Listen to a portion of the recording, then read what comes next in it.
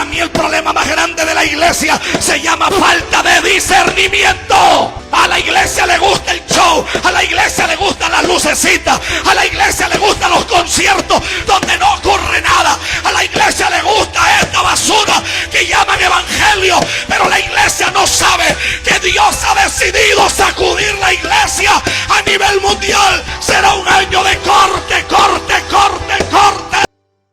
Y el Dios de aquí empieza a hablar y empieza a hablar. De pronto aparece alguien a quien Dios le dice: y te bendeciré. Y esa palabra bendición tiene unos 14 significados en los libros más antiguos. Entre ellos es: no importa cómo empiece tu historia, terminarás bien. Segundo, lo que Dios bendice nadie puede maldecirlo. Tercero, donde tú vayas. Cuarto, donde tú entres. Quinto, donde tú camines. Sexto, donde tú te muevas, el Dios de los cielos hará que lo que no funciona, funcionará. Sexto, mi bendición en ti anulará toda maldición. Séptimo, entre más te maldigan, más bendito serás. Octavo, por un camino saldrán contra ti por 7 irán de delante de ti. Noveno, los cielos se abrirán donde tú vayas. Décimo, la tierra estéril tendrá que responder, porque en ti hay un código dentro de la semilla que yo puse en ti, que se llama genoma, que hará que la esterilidad se muera en la tierra, y la bendición que hay en ti hará que lo estéril se convierta en fertilidad. Quien esté contigo sabrá que tú no caminas detrás de una bendición. Es la bendición la que camina contigo. Y aunque se levante lo que se levante, el infierno le pondrá precio a tu cabeza. Pero el precio no podrá ser con moneda natural. Porque lo que tú caminas no se traduce con lenguaje humano. Se traduce con un lenguaje eterno. Alábalo si puedes. A su nombre sea la gloria. Y el Dios de este libro empieza a tratar y hablar. De pronto aparece una pareja en el capítulo 3 que comete un error terrible. Y durante muchos años se ha condenado a las mujeres y se ha dicho que las mujeres son el problema de esta tierra y que las mujeres desobedecieron y que Eva tuvo un problema, que Eva se comió una manzana porque según Cantares era manzana. Y la Biblia enseña que no es así. Cuando uno lee la versión cantera del año 300 dice que la razón por la que la serpiente tocó a Eva no era porque era débil, era porque Eva emanaba luz más que Adán. Quiere decir que las tinieblas no le interesa si tú eres lindo o eres flaco, o si tienes plata o eres pobre. El problema es si tú irradias luz. El problema es si tú alumbras en medio donde tú te encuentras. Alguien tiene que decir, por lo menos este hombre está diciendo algo que necesito oír esta noche. Alábalo si puedes, que no te oigo. Sacuda el que te queda cerca y dile: el problema es cuando brillas. El problema es si brillas. Dile: al diablo no le sorprende si tú sabes griego, hebreo, arameo. Puede ser que estés más perdido que el diablo con todo el griego y las leyes y las raíces y cultura hebrea. Aquí el punto no es lo que tú sabes. Aquí el punto es lo que se te reveló. Y el Dios que habla siguió hablando. Se encontró un hombre que decidió caminar con él en medio de la miseria. La Biblia dice que Dios lo arrebató y se lo llevó. Su nombre fue Enoc. Aparece un hombre a quien Dios lo llama en una tierra y en otra tierra decide abandonar todo y creerle a Dios. Su nombre fue Abraham. Y el Dios que habla empieza a levantar gente de la nada, desconocidos, y empieza a tratar con ellos. De pronto Dios le da una promesa en el capítulo 15 de Génesis a Abraham, allá por el verso 18, y dice que Dios hizo un pacto con Abraham. Y la escritura dice que Dios le prometió a Abraham que la tierra de los ceneos, los eneneos, los cadmoneos, los heveos, los refaitas, los amorreos y los jebuseos le pertenecerían a Abraham y a su descendencia. Pero cuando uno llega al capítulo 2 de Éxodo, parece como que la promesa no se cumple. Porque los descendientes de Abraham están cautivos en una tierra en Egipto llamada Gosén. Y parece que la promesa carece de cumplimiento. Pero el Dios que promete y el Dios que habla cumple. Y aparece un muchachito en medio de la nada que Dios lo libra de una forma milagrosa. Nace en un momento prohibido donde las parteras tenían orden de matar al niño que naciera. Pero la Biblia dice que las parteras no lo tocaron. Ese fue el primer milagro. El segundo milagro es que dice que las parteras guardaron el secreto. El tercer milagro es que dice que lo vieron hermoso. Y la palabra ahí en los originales no es hermoso. La palabra es lleno de gracia, lleno de poder y lleno de gloria. Parece que hay gente que viene manchada por la gloria de Dios encima. Y vienen teñidos por el aceite de Dios encima. A su nombre sea la gloria. Y hay una cantidad de milagros en relación a la vida de este hombre que empiezan a ocurrir. La Biblia dice que su madre lo guarda por 3 meses. Según los teólogos, ese niño ni siquiera lloró. El cuarto milagro es que dice que a los 3 meses hace una arquilla de junco, la calafatea, la pone en el río, la arquilla no se hunde. El quinto milagro es que la arquilla en medio de un río peligroso no le pasa nada. Sexto milagro, el niño no muere por insolación. Séptimo milagro es que la peste no lo toca. El noveno milagro es que el río es tremendo, pero la arquilla es puesta en un carrizal. El noveno milagro es que el niño, pudiendo haber muerto, no muere, y lo ponen en un carrizal frente al palacio del hombre que ha dicho que cuando vean a un varón que lo mate, el rey no tiene ni idea, el faraón no tiene ni idea, que ya Dios le dio una orden a su espíritu, porque sobre el grande hay un grande que es más grande que el grande. Y Dios le ordena secretamente a ese hombre y le dice: enséñamelo, prepáralo, porque dentro de 80 años yo te lo regreso para que sea libertador de este pueblo que está aquí. Y el Dios que habla empieza a sacar a un pueblo. El Dios que habla le dice a Moisés: mete tu vara. El mar imposible se abrió. Lo que nunca había pasado, pasó frente a los ojos de todos. Plaga tras plaga, días anteriores, que golpeaban cada deidad del infierno que se adoraba en Egipto. Era como si Dios quisiera desmembranar todas las tinieblas y exponerlas y decir: yo sigo siendo el Dios que con 3 dedos juntó el polvo de la tierra. Yo cabalgo en el torbellino y las nubes son el polvo de sus pies. Me siento en los cielos y pongo los pies en la tierra. Ante el aliento de mi boca, los montes se destruyen y se derriten a mi presencia. La Biblia dice que María, la hermana de Aarón, agarró un pandero y empezó a danzar al otro lado del mar. Y es un término impresionante, porque dicen los que saben Biblia que fue la única vez que una mujer danzó y torcía el pie. Y cuando torcía el pie, a esa acción se le llamaba sacha. Sacha. Y la gente empezó a investigar qué significa sacha, porque esta es una danza profética. Esto no se lo enseñaron en una academia. ¿Qué significa sacha? Y descubrieron que sacha significa aniquila, avergüenza, pisotea, quebranta, ríete de la cara de tu enemigo, porque el camino que Dios abre para ti es solo tuyo y nadie más puede transitarlo. Alguien tiene que decir aleluya. Parece que hay lenguajes que solo se entienden en el espíritu, y hay momentos en la tierra donde hay gente que se les revelan secretos que nadie más los puede entender. A su nombre sea la gloria. Y el Dios que habla le da órdenes a Moisés, le da unas tablas que contienen los mandamientos. Moisés comete el error, las quiebra, después tiene que volverlas a levantar. Allá por el capítulo 25 Dios dice que hay que levantar vestiduras, hay que levantar una caja de madera que sería recubierta de oro, y el oro era oro de Ofir, que era oro muy fino.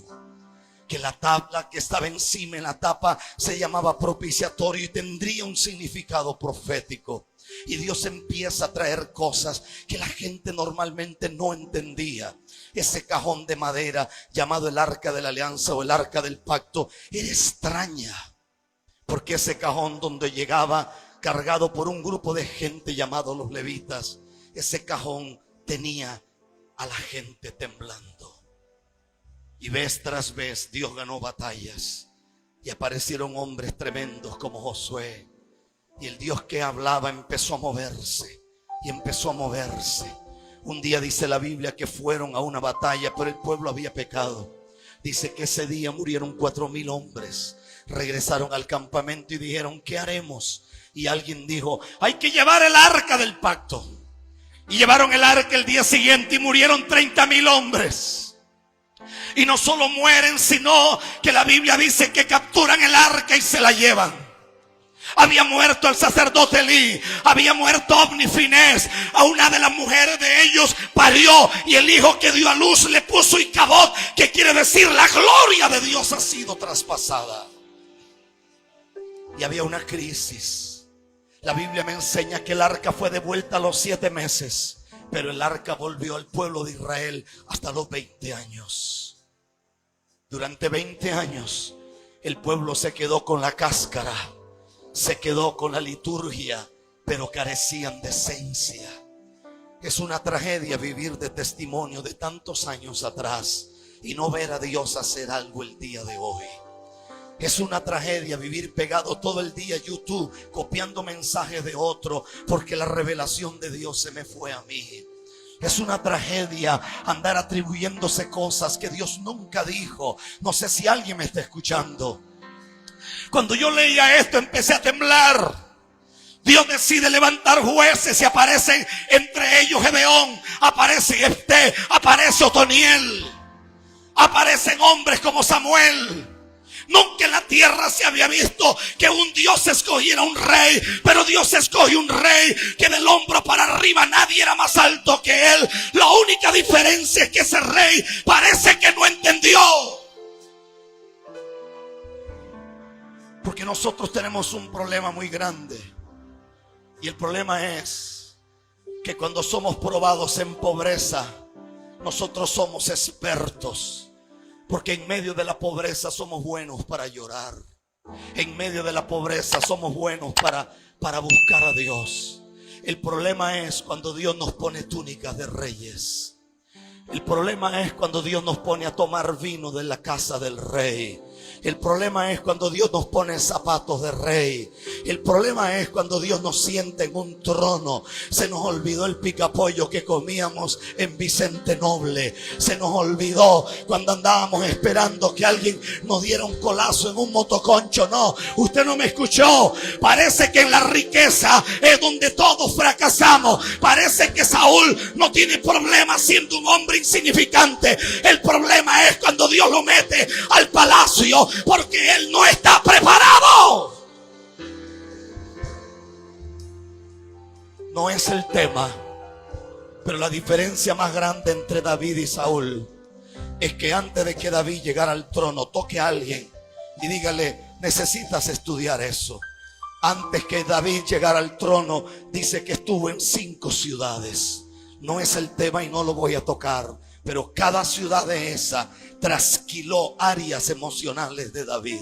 Por eso David se convierte en un hombre conforme al corazón de Dios.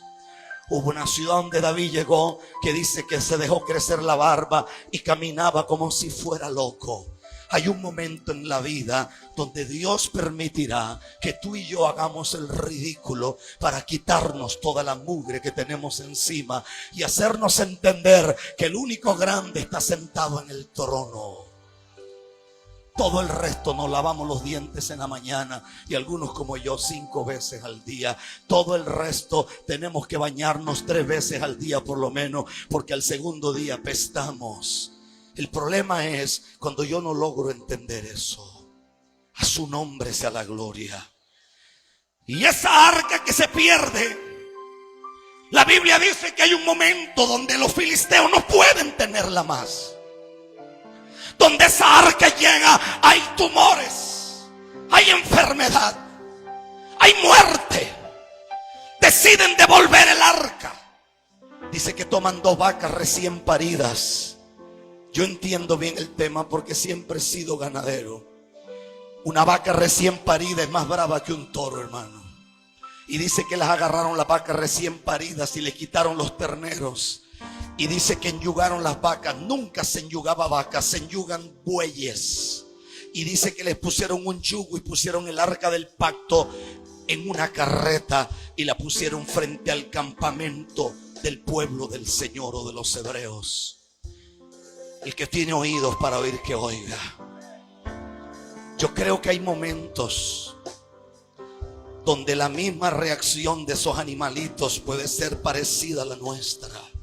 Habrán momentos en que no soportarás el dolor de separarte de una familia y sentirás llanto y angustia, pero tú sabrás que llevas una gloria demasiado pesada encima, que lo que tú conduces es el arca de Dios encima de tus lomos, que tus prioridades se terminaron, que tus egoísmos, que tus vanidades, que tus locuras, que tus sueños se terminaron. Esas vacas sabían que no volverían jamás a ver esos animalitos, pero había una gloria que cargaban encima. Amacaba Shanda la vasalla.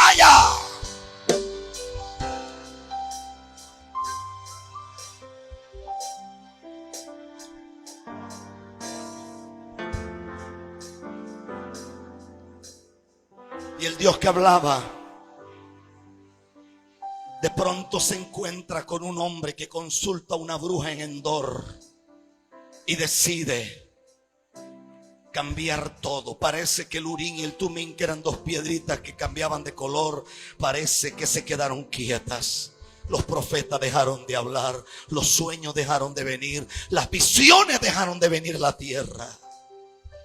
Y uno encuentra situaciones tremendas en la escritura, donde un hombre ungido de pronto huye de una mujer llamada Jezabel, que no solamente era un nombre de una mujer, sino que había sido de la casa de Israel y ahora estaba endemoniada y atada por el diablo. Y parece que los evangélicos, cuando se endemonian, son peores que los impíos. Y este hombre, que es un profeta de alto calibre, tiene miedo y decide huir. Y uno abre las páginas de la Biblia ya por Malaquías y se da cuenta que el Dios que hablaba guarda silencio.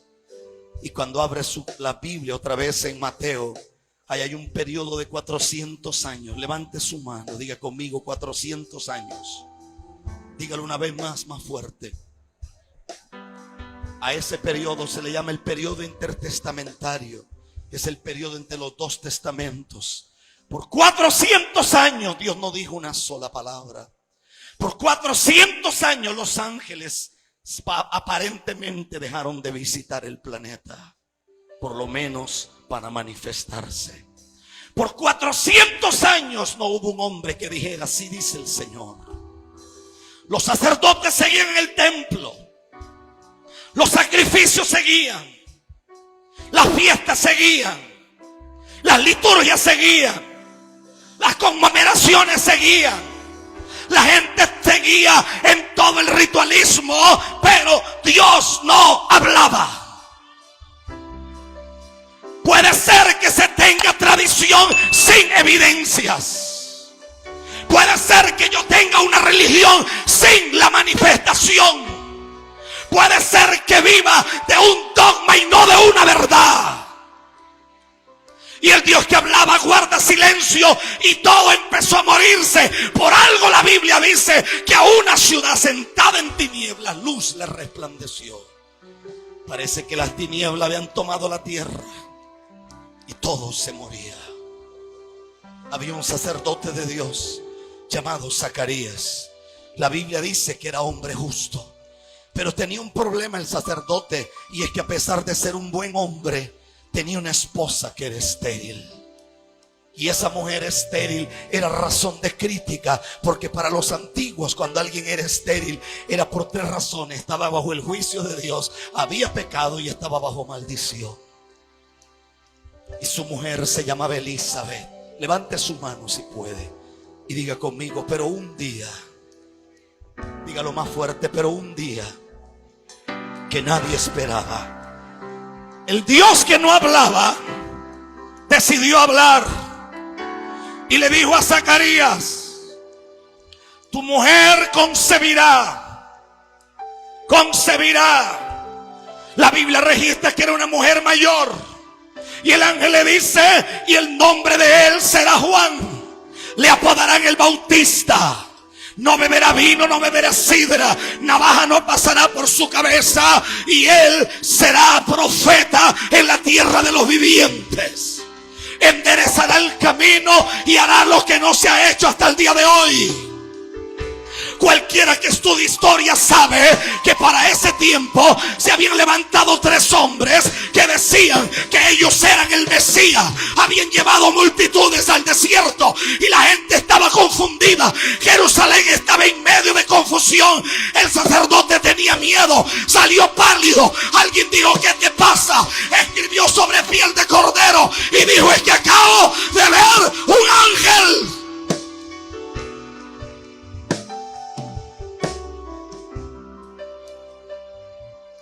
¿Cómo un ángel si los ángeles no hablan? Acabo de ver un ángel y me acaba de decir que del vientre estéril de mi mujer nacerá un profeta en esta tierra. Parece que a nadie le interesó, porque en los escritos de Josefo dice que más bien Zacarías dejó de ofrecer su servicio en el templo. Parece que cuando uno es parte del montón no es problema. El problema es cuando tú eres diferente a los demás. Cuando dices cosas que los demás no se atreven a decir. Y a los 6 meses, diga conmigo, 6 meses, parece que el mismo ángel se movía por la tierra y se encontró a una muchachita llamada María. Y le dijo a María que la sombra del Señor la cubriría y que en su vientre se iba a depositar al Hijo del Dios viviente. Y le dijo una frase que a mí me sacude de la cabeza a los pies, porque el ángel le dice: pero tu parienta, la que llamaban estéril, tiene 6 meses de embarazo. Ahora comienzo a predicar. Agárrese porque estoy ungido esta noche. Que alguien alabe a Dios si puede. No los oigo. Que alguien alabe a Dios si puede.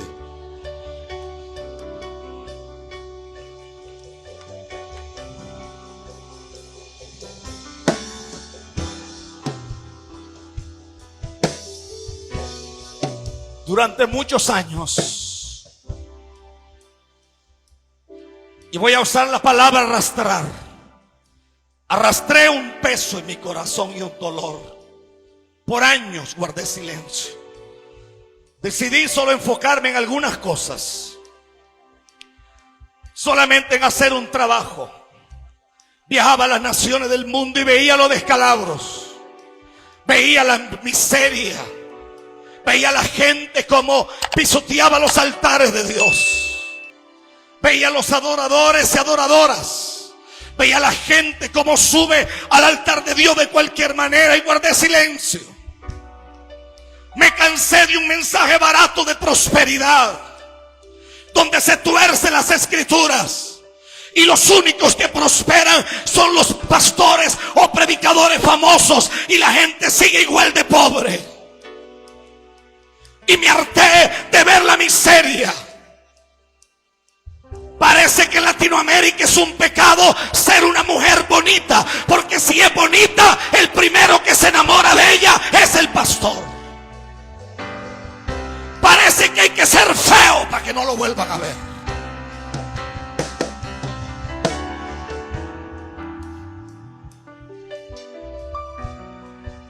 Y guardé silencio por años. Estaba en la Argentina con el apóstol Ortielli.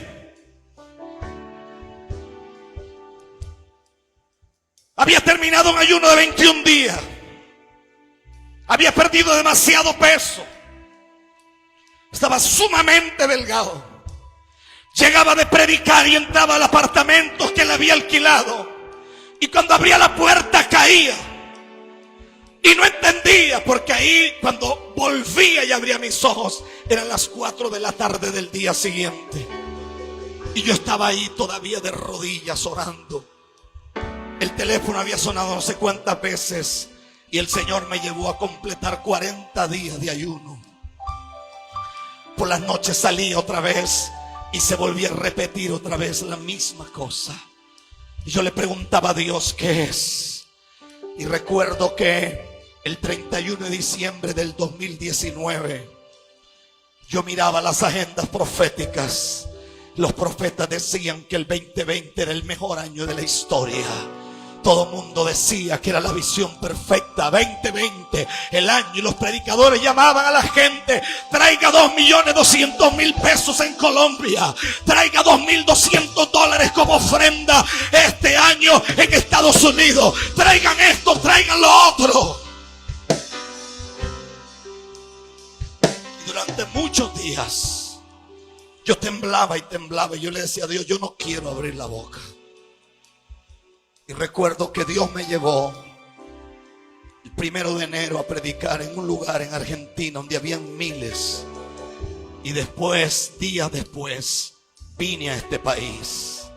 Y desde un pueblo pequeño llamado Montecristi, Dios tomó mi boca. Y le dije a este país lo que iba a pasar con el presidente Abinader. Y le dije a esta nación lo que Dios decía, no lo que decía Rafael Ramírez, porque Rafael Ramírez es algo muy pequeño. Dije lo que Dios estaba hablando. Y dije lo que venía sobre esta nación, sobre la agenda de homosexuales, sobre toda la mugre que vendría, sobre todo lo que pasaría. Hubieron partes que editaron y cortaron en la prédica, porque había gente evangélica que ni siquiera quería oír eso. Dije lo que Dios traía sobre la iglesia. Dije lo que venía sobre Latinoamérica. Cómo morirían hombres famosos. Cómo se iría todo de esta tierra. No, usted no me está escuchando. A mí me pueden decir que Gigi Ávila era un viejo religioso, seguramente sí, pero el día que ese viejo se murió, que era mi gran amigo, este país y este planeta y el país de Puerto Rico tuvo una pérdida demasiado grande. Porque yo me quedo con Gigi, no con el montón de payasos que hoy tenemos.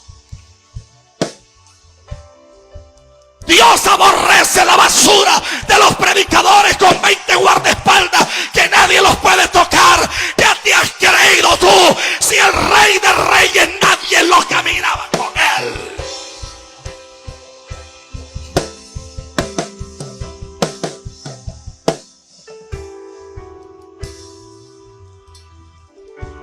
Alábalo si puedes.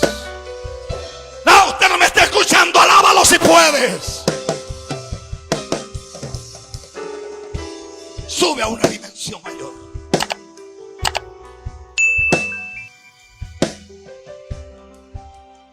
Yo me harté. Y lo diré de esa manera, me harté de miles de mensajes que entran a nuestros correos. Jovencitas violadas, niños violados, mujeres embarazadas de ministros, y algunos de ellos les pagan dinero. Me harté de escuchar. El problema es que alguna gente, si uno habla de otro país, no se enojan, pero cuando uno habla del país de ellos, es como que usted le tocó el rabo al diablo. Me harté de escuchar a un predicador dominicano que vive en Estados Unidos y tiene un apartamento allá frente al malecón, y agarró a una mujer de Santiago Rodríguez y la mandó a operar toda, teniendo su esposa, y aquí en este país tiene un amante, y siempre que viene usted ve el chorro dominicano, dicen: wow, ese hombre tiene una palabra. ¿Qué palabra del infierno puede tener alguien que vive en esa realidad? Para mí el problema más grande de la iglesia se llama falta de discernimiento. A la iglesia le gusta el show, a la iglesia le gustan las lucecitas, a la iglesia le gustan los conciertos donde no ocurre nada, a la iglesia le gusta esta basura que llaman evangelio, pero la iglesia no sabe que Dios ha decidido sacudir la iglesia a nivel mundial. Será un año de corte, corte, corte, corte.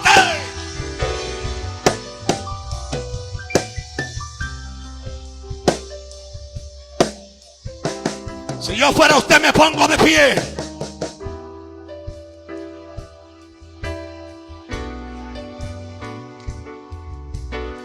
Hamakabashanda.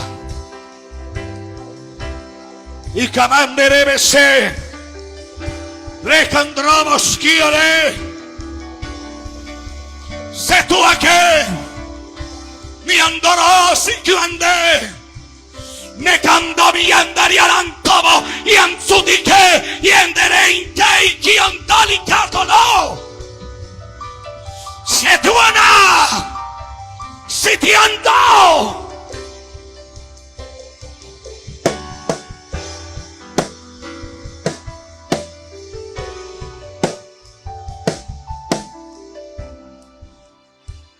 Levante su mano si puede. Yo estaba en el hotel, tirado de rodillas, llorando. Y el Señor hablaba y decía: los días de Omni de Finés son los días en que estamos viviendo. Días donde si tú le revisas el celular a muchos ministros, tienen cualquier cantidad de mujeres desnudas, cantidad de videos pornográficos, pero usted los oye el domingo diciendo: así dice el Señor. Y usted los oye hablando de esto. Hombres casados que tienen 40 admiradoras porque tienen un problema de adicción, tienen un problema de enfermedad. No, usted no me está escuchando. Alguien va a tener que sacudirse. Van a aparecer Juanes el Bautista que nadie creía, que nadie conocía, porque la gloria de Dios ha sido traspasada. Pero en medio de la gloria traspasada hay un Samuel que fue parido en el altar. Hay un Samuel que su madre lo parió en medio de llanto, que su madre lo parió en medio de la intercesión. Hay un Samuel que no caerá una palabra a tierra. De este pedacito de tierra se levantará un profeta de alto cilindro.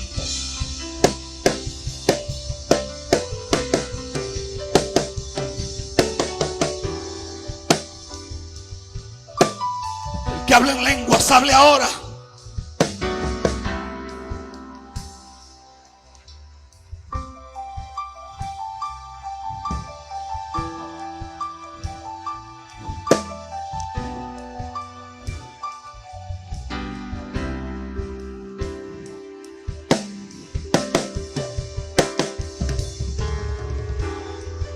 Se va a levantar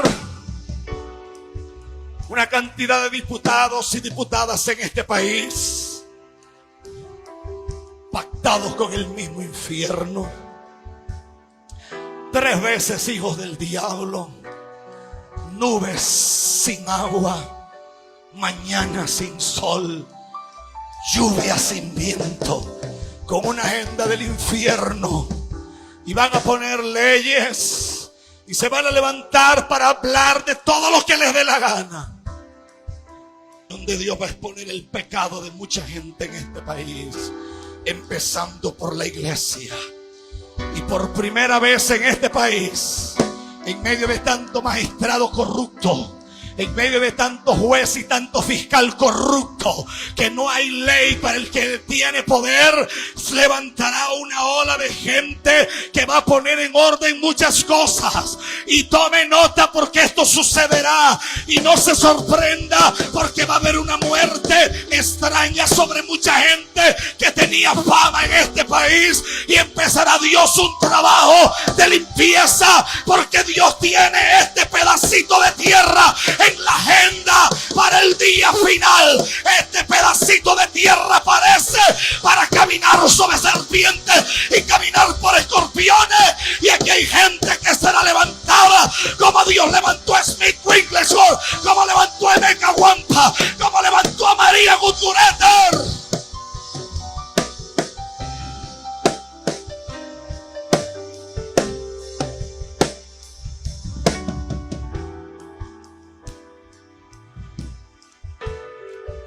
María dice: ¿Cómo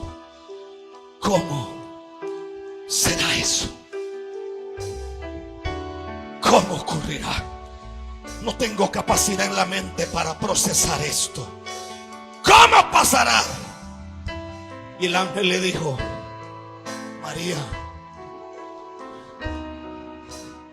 la que está estéril, la que estaba estéril, ya no lo está. Abro paréntesis. ¿Sabe cómo conocen en otras partes del mundo? Latinoamérica nos conocen como el continente de los huesos secos. Yo he estado en Corea, yo he estado en la India, he estado en África, yo he estado en cualquier cantidad de lugares de la tierra. Y en el mundo entero se dice que Latinoamérica es un cementerio donde los ministros estamos acostumbrados a jugar con los dones de Dios. Cierro paréntesis. Pero grítenle a Europa, grítenle a la India, grítenle a Calcuta, grítenle a Etiopía, grítenle a Israel, grítenle a cada país de los Países Bajos, grítenle a Hungría, grítenle a Nueva Zelanda, grítenle a Australia y a Sydney, grítenle a Rusia, a los países más fríos del mundo, grítenle al Canadá, que la que estaba estéril acaba de recibir un milagro y está encinta y va a parir el avivamiento más grande de la historia, y va a parir hombres llenos de gloria, de autoridad, de poder. Amacaba Shanda Lavas.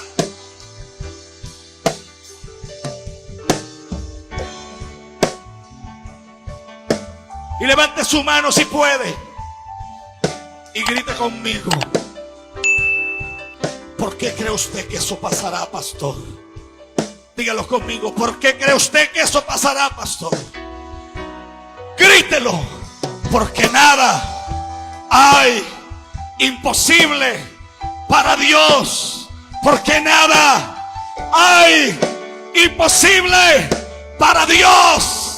¿Se quedó José en el hueco? No. ¿Se quedó Sadrach, Mesach y Abednego en el horno? No. ¿Se quedó Daniel en el foso de los leones? No. ¿Se quedó Jeremías en la cisterna? No. ¿Se quedó la mujer del flujo de sangre con el flujo? No. ¿Se quedó el rey de reyes en el Gólgota? No. Entonces tú tampoco te quedarás donde estás y verás la gloria de Jehová.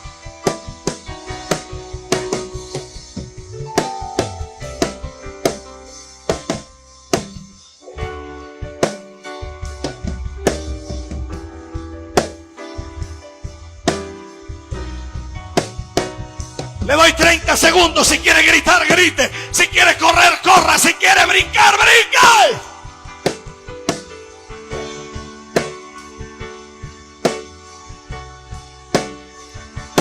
Dios te bendiga de una manera especial.